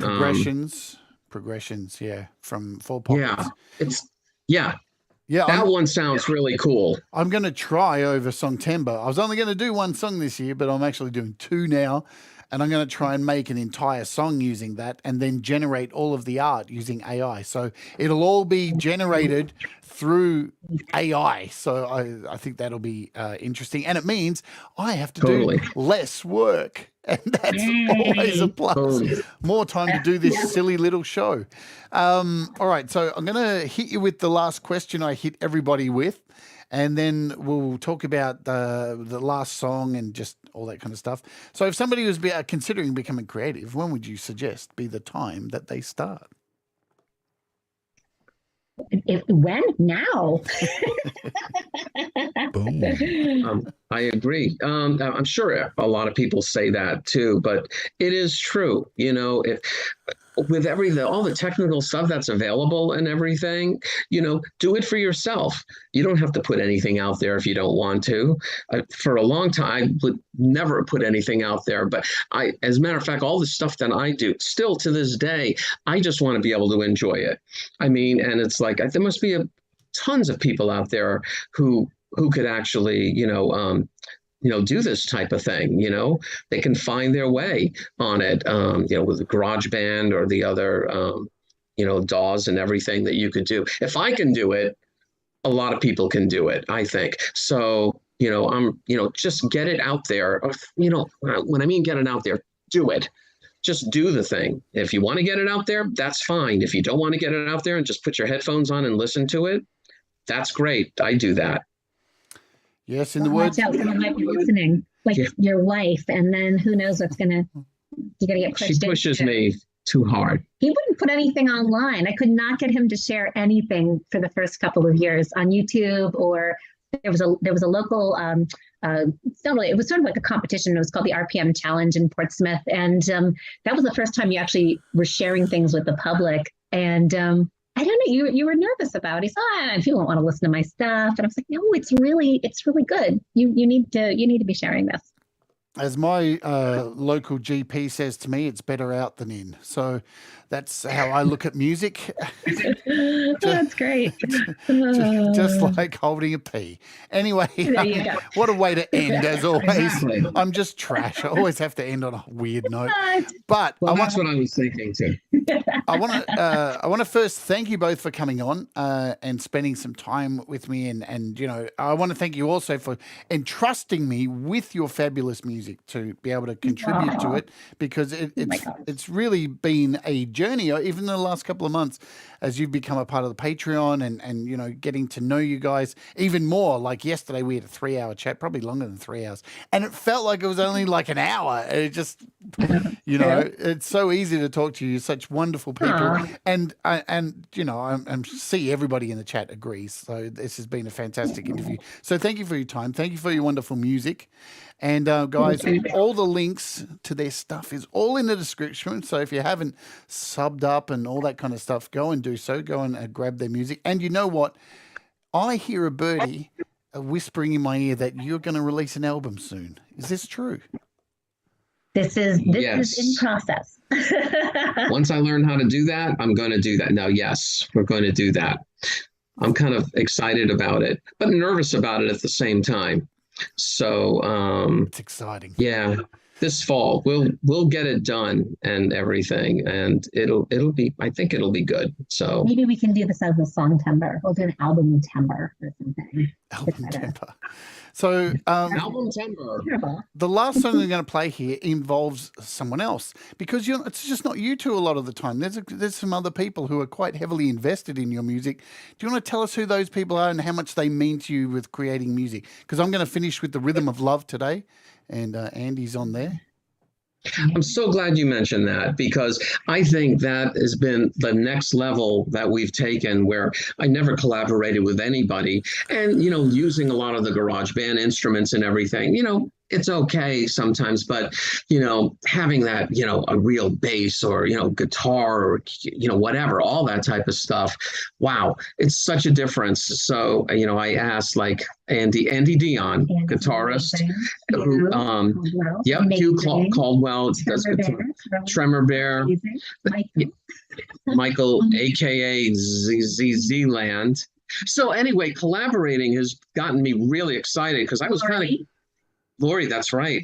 I was getting kind of burnt out, because I write a lot, and I was running out of things to write, I think, not musically, but more lyrically and everything. And I just needed to get, take kind of a break. But then, and that's why I started doing some covers and things and collaborating there a little bit. And that kind of inspired me a little bit. But, having like a song that, I never heard a real instrument on it, except, my rhythm stuff or some keyboards and everything, and having Andy Dion and Hugh Caldwell to play guitar. And I'm like, I got so excited that they actually would be willing to do that with our music. I mean, totally excited. And I get excited. Jade, you say you'll master our songs. It's like, to me, it's like the most unbelievable thing.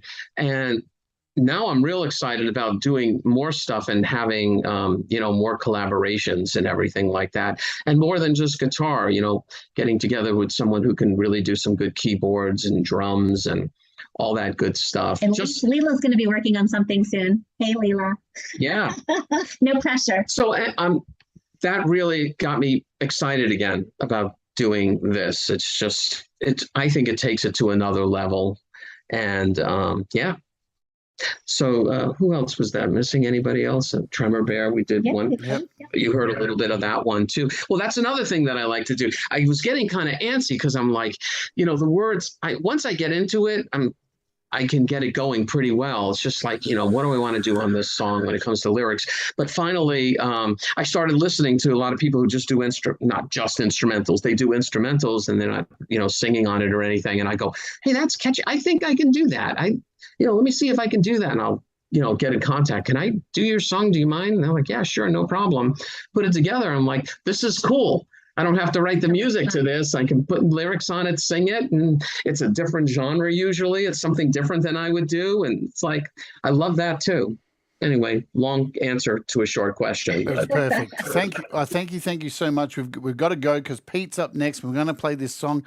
I just want to let everyone know. See, Camp G May is here in the chat, and guess what? He's on the show next week. And guess what, folks? You are not going to want to miss it. Trust me on that, my friends. It is going to be a wicked show. All right, so this is The Rhythm of Love. Again, thank you. And stay on the line because I'll catch up with you once the show's done. And thank you, everybody, for being here in the chat. And thank you for supporting the channel. And you know what? These words do ring true. And it's the reason I say them every day. Mistakes make you better. Yeah? Do what makes you happy. And we will all rise together. Thank you, guys. And this is The Rhythm of Love. And we'll see you on the weekend with Samantha Edge, who's performing live on this show. So make sure you're here for that as well. Uru, and see you over at Pete's. Hang out to the end and you'll get automatically dumped over to Pete's channel like that. Alrighty, see you later. Have fun. Bye-bye.